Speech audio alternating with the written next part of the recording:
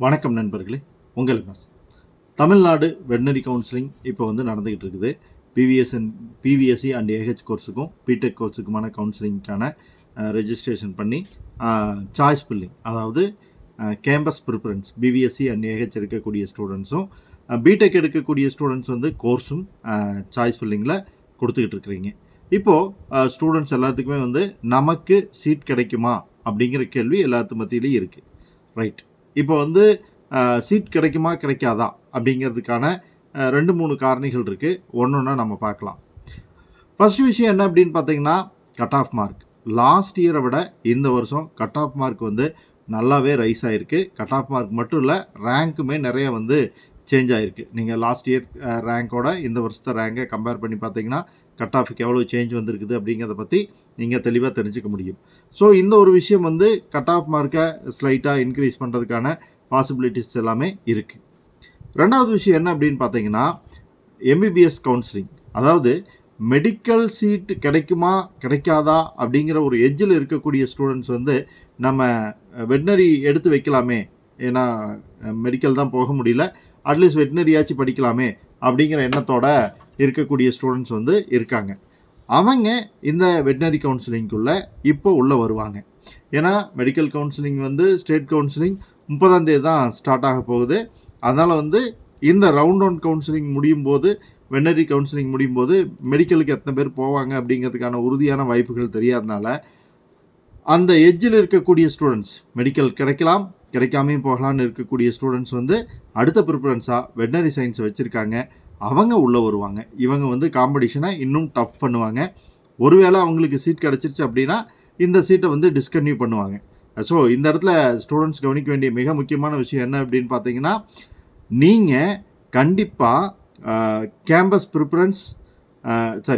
Change preference கொடுத்துட்டு வந்துடணும். அப்போ தான் உங்களுக்கு வந்து இந்த மாதிரி ஸ்டூடெண்ட்ஸ் வெளியே போனாங்க அப்படின்னா உங்களுக்கு கேம்பஸ் சேஞ்ச் ஆகிறதுக்கான வாய்ப்பு இருக்கும். கேம்பஸ் சேஞ்ச் பற்றி நம்ம ஏற்கனவே பேசியிருக்கிறோம். உங்களுடைய சாய்ஸ் லிஸ்ட்டில் நீங்கள் கொடுத்த ஃபஸ்ட் சாய்ஸ் இல்லாமல் வேறு எத்தனாவது சாய்ஸ் வந்திருந்தாலும், செகண்டோ தேர்டோ செவன்த்தோ எது வந்திருந்தாலும் உங்களுக்கு வந்து கேம்பஸ் சேஞ்ச் பண்ணிக்கிறதுக்கான ஆப்பர்ச்சுனிட்டி கிடைக்கும். ஸோ அதனால் இந்த மெடிக்கல் ஸ்டூடெண்ட்ஸ் வந்து வெளியே போகிறதுக்கான பாசிபிலிட்டிஸ் உண்டு.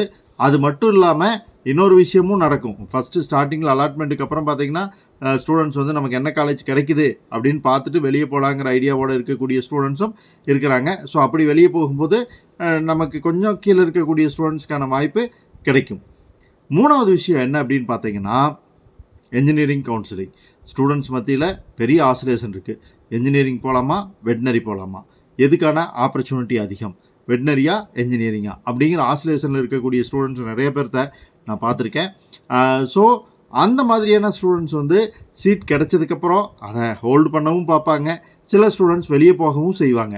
அதனால் நமக்கு வந்து வெளியே போகிற ஸ்டூடெண்ட்ஸ் இருந்தாங்க அப்படின்னா வெட்னரி தான் படித்தாகணும் அப்படின்னு இருக்கக்கூடிய ஸ்டூடெண்ட்ஸுக்கு வந்து அது ஒரு பெரிய பெனிஃபிட். ஸோ இந்த 3 விஷயங்கள் வந்து வெட்னரி சயின்ஸில் சீட் கிடைக்கிறதுல பெரிய தாக்கத்தை ஏற்படுத்தக்கூடிய விஷயங்கள். ஒன்று வந்து கட் ஆஃப் மார்க் இன்க்ரீஸ் ஆகிருக்கிறது, ரெண்டாவது பார்த்தீங்கன்னா மெடிக்கல் கவுன்சிலிங் லேட்டாக நடக்கிறது, மூணாவது என்ஜினியரிங் போகலாமா வேணாமாங்கிறது. இதனோட 4வதாக ஒன்று இருக்குது, அக்ரிகல்ச்சர் ஸ்டூடெண்ட்ஸ். அவங்களுக்கு வந்து அக்ரிகல்ச்சராக வெட்னரியா அப்படிங்கிற குழப்பம் உண்டு. இருந்தாலும் வெட்னரி கிடச்சதுன்னா எடுக்கக்கூடிய ஸ்டூடெண்ட்ஸ் அதிகமாக இருப்பாங்க. அக்ரியை விட வெட்னரி ப்ரிப்பேர் பண்ணக்கூடிய ஸ்டூடெண்ட்ஸ் கொஞ்சம் பேர் இருப்பாங்க. ஸோ அவங்க உள்ளே வரும்போது கட் ஆஃப் மார்க் ரைஸ் ஆகிறதுக்கான வாய்ப்புகள் இருக்குது. இப்போ அக்ரிகல்ச்சர் கவுன்சிலிங்கும் நடந்துக்கிட்டு இருக்குது சைட் பை சைட். ஸோ அதனால் அதனோட டிசைடிங் ஃபேக்டர் எந்த அளவுக்கு இருக்குது அப்படின்னு தெரிஞ்சுக்கணும். அப்ளை பண்ணி இப்போ 3000 சொச்சம் ரேங்க் வரைக்கும் உங்களுக்கு கால்ஃபர் பண்ணியிருக்காங்க வெட்னரி சயின்ஸுக்கு. எல்லாருமே கலந்துக்குவாங்களான்னு கேட்டால் டெஃபினட்டாக இல்லை அப்படின்னு தான் சொல்லணும். சேஃப்டி பர்பஸ்க்காக அப்ளை பண்ணி வச்சுருக்கக்கூடிய ஸ்டூடெண்ட்ஸ் வந்து நிறைய பேர் உண்டு. எப்போவுமே பொதுவாகவே பார்த்தீங்க அப்படின்னா ப்ரொஃபஷனல் கோர்ஸ் அப்ளை பண்ணக்கூடிய ஸ்டூடெண்ட்ஸ் ஒரு வேளை இன்ஜினியரிங் கிடைக்கலனா, ஒரு வேளை வெட்னரி கிடைக்கலனா, ஒரு வேளை மெடிக்கல் கிடைக்கலனா அப்படின்னு சொல்லி வெவ்வேறு கோர்ஸுக்கு வந்து அப்ளை பண்ணுவாங்க. இது காலங்காலமாக நடந்துக்கிட்டு வரக்கூடிய விஷயம். அதனால் இந்த 3000 பேருமே வந்து இந்த ரவுண்ட் ஒன் கவுன்சிலிங்கில் பார்ட்டிசிபேட் பண்ணுவாங்களா அப்படின்னு சொன்னால் கண்டிப்பாக கிடையாது. கொஞ்சம் பேர் வந்து ஒரு சில 100 பேர் வந்து வெளியே போகிறதுக்கான வாய்ப்புகள் அதிகம். அதுவும் 200 கட் ஆஃப் வச்சுருக்கக்கூடிய ஸ்டூடெண்ட்ஸ் வந்து நீட்லி நல்ல மார்க் வச்சுருக்காங்கன்னா அவங்களோட மெயின் ப்ரிஃபரன்ஸ் வந்து எம்பிபிஎஸ் பிடிஎஸ்ஸாக தான் இருக்கும். இங்கே அவங்க ஜஸ்ட்டு செக் பண்ணுறதுக்காக மட்டும்தான் வந்திருக்காங்க அப்படிங்கிறத நீங்கள் தெரிஞ்சுக்கணும். சரி, எல்லாத்துக்குமே சீட் கிடைக்குமா? ஏன்னா இப்போ 3000 பேர்த்த வந்து கால்ஃபர் பண்ணியிருக்காங்க. ஆனால் நமக்கு அங்கே ஒரு 500+ சீட்ஸ் தான் வந்து அவைலபிளாக இருக்குது. அப்படிங்கும்போது எல்லாத்துக்குமே சீட் கிடைக்கிறதுக்கான பாசிபிலிட்டி இல்லை அப்படிங்கிறத தெரிஞ்சுக்கணும். இந்த 3000க்குள்ள கம்யூனிட்டி கேட்டகரியை பொறுத்தும் சீட் கிடைக்கிறது வேரி ஆகும். ஒரு கம்யூனிட்டிக்கு டாப் ரேங்க்லேயே முடிஞ்சு போயிடும். இன்னும் சில கம்யூனிட்டிக்கு பார்த்தீங்கன்னா கீழே இந்த ரேங்கை தாண்டியும் சீட் வந்து வேக்கண்ட்டாக இருக்கிறதுக்கான வாய்ப்பும் இருக்கும். அதனால் கவுன்சிலிங்கை பொறுத்த வரைக்கும் எல்லாத்துக்குமே ஒரே மாதிரி சீட் அலாட்மெண்ட் இருக்கும், சீட் கம்ப்ளீட் ஆயிரும் அப்படின்னுலாம் சொல்ல முடியாது. கம்யூனிட்டி கேட்டகரியை பொறுத்து கொஞ்சம் வேகன்சி வர்றதுக்கான சின்ன சான்ஸ் இருக்குது. இந்த ரவுண்டு முடிஞ்சு என்னோட ஃபைனல் ரிசல்ட் வந்ததுக்கப்புறம் செகண்ட் ரவுண்ட்லேயும் சீட் இருக்கிறத நீங்கள் பார்க்கலாம், தேர்ட் ரவுண்ட்லேயும் சீட் இருக்கிறத நீங்கள் பார்க்கலாம். ஏன்னா ஒவ்வொரு கட்டத்துலேயும் ஸ்டூடெண்ட்ஸ் வந்து வெளியே போய்கிட்டே இருப்பாங்க. வருஷம் வருஷம் இது நடந்துக்கிட்டே தான் இருக்குது. இந்த வருஷம் அதை நம்ம எதிர்பார்க்கலாம். ஆனால் ஒரு குறிப்பிட்ட ரேஞ்சுக்கு மேலே ஸ்டூடெண்ட்ஸ் வந்து சீட்டை எதிர்பார்த்து ரொம்ப நாள் வெயிட் பண்ணிக்கிட்டு இருக்கக்கூடாது. எஸ்பெஷலி லாஸ்ட் இயர் ரேங்கும் லாஸ்ட் இயருக்கு முந்தின வருஷத்த ரேங்கும் என்ன வந்திருக்கு அப்படின்னு பாருங்கள். ஏற்கனவே நம்ம சேனலில் வந்து இதை பற்றி டிஸ்கஸ் பண்ணியிருக்கிறோம். பார்க்காதவங்க போன வீடியோவை பாருங்கள். போன வீடியோவில் கட் ஆஃப் மார்க் பற்றி நம்ம டிஸ்கஸ் பண்ணியிருக்கிறோம். ஸோ அந்த 2 வருஷத்த ரேங்க்குக்கும் கீழே இருக்கக்கூடியவங்களுக்கு இந்த வருஷம் பாசிபிலிட்டி ரொம்ப குறைவு அப்படின்னு தான் சொல்லணும். ரொம்ப ரொம்ப கீழே கட் ஆஃப் மார்க் போகிறதுக்கான வாய்ப்பு இல்லை. அதனால் வந்து ரொம்பவும் எதிர்பார்த்தும் மாணவர்கள் வெட்டினரி தான் அப்படின்னு காத்துக்கிட்டு இருக்கக்கூடாது. நம்ம ஊரை பொறுத்த வரைக்கும் ப்ரைவேட் வெட்டினரி காலேஜ் வந்து கிடையாது. 7 வெட்டினரி காலேஜ் இருக்குது. 7மே கவர்மெண்ட்டோட வெட்டினரி காலேஜஸ் தான்.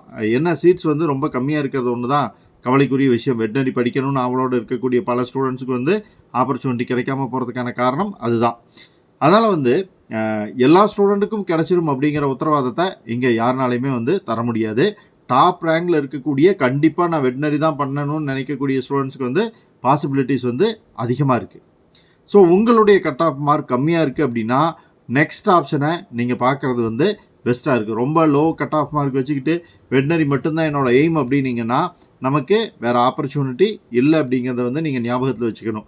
இப்போது வெளி மாநிலங்கள்லாம் போய் படிக்கணும் அப்படின்னா பல லட்சங்கள் செலவாகுது அப்படிங்கிறத வந்து நீங்கள் கேள்விப்பட்டிருப்பீங்க. வெளியில் ப்ரைவேட் யூனிவர்சிட்டிலலாம் பார்த்தீங்கன்னா கேள்விப்படுற விஷயம் என்னவா இருக்குதுன்னா 30 லட்சம் 40 லட்சம் 50 லட்சம் அப்படின்னு சொல்கிறாங்க. அந்த அளவுக்கு செலவு பண்ணி படிக்க முடியுமா அப்படிங்கிறது வந்து ஒரு கேள்விக்குறியாக தான் இருக்கும் இந்த வெட்டினரிக்கு அப்ளை பண்ணியிருக்கக்கூடிய ஸ்டூடெண்ட்ஸை பொறுத்த வரைக்கும். 7.5 ஸ்டூடெண்ட்ஸுக்கு ரொம்ப கம்மியான சீட்ஸ் தான் இருக்கும்.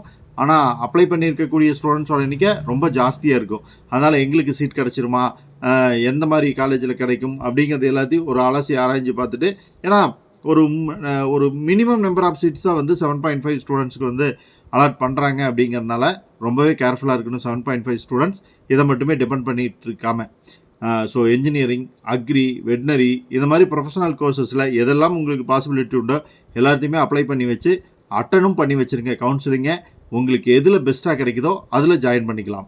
வெட்னரி தான் என்னோடய லட்சியம் அப்படிங்கிற ஸ்டூடெண்ட்ஸ் உங்களோட கட் ஆஃப் மார்க் பொருந்தி வருதான்னு பார்த்துட்டு வெயிட் பண்ணுங்கள். கண்டிப்பாக லாஸ்ட் இயர் அதற்கு முந்தின வருஷத்தை கட் ஆஃபை விட கீழே கட் ஆஃப் போச்சுனாலும் 1 மார்க் வரைக்கும் குறையலாமே தவிர்த்து அதுக்கும் கீழே போகிறதுக்கான வாய்ப்பு இல்லவே இல்லை. இந்த வருஷம் கட் ஆஃப் மார்க் இன்க்ரீஸ் ஆகிறதுக்கான வாய்ப்புகள் தான் அதிகமாக இருக்குது. நம்ம வெயிட் பண்ணி பார்ப்போம். வெகு சீக்கிரம் ரிசல்ட்ஸ் வந்துடும். இது சம்மந்தமாக உங்களுக்கு சந்தேகம் எதுவும் இருந்ததுன்னா கீழே கமெண்ட்டில் கேளுங்க. சேனல் பிடிச்சிருந்தால் லைக் பண்ணுங்கள், சப்ஸ்கிரைப் பண்ணுங்கள், ஃப்ரெண்ட்ஸுக்கு ஷேர் பண்ணுங்கள். அவங்களுக்கும் இந்த வீடியோ யூஸ்ஃபுல்லாக இருக்கட்டும். Bye friends.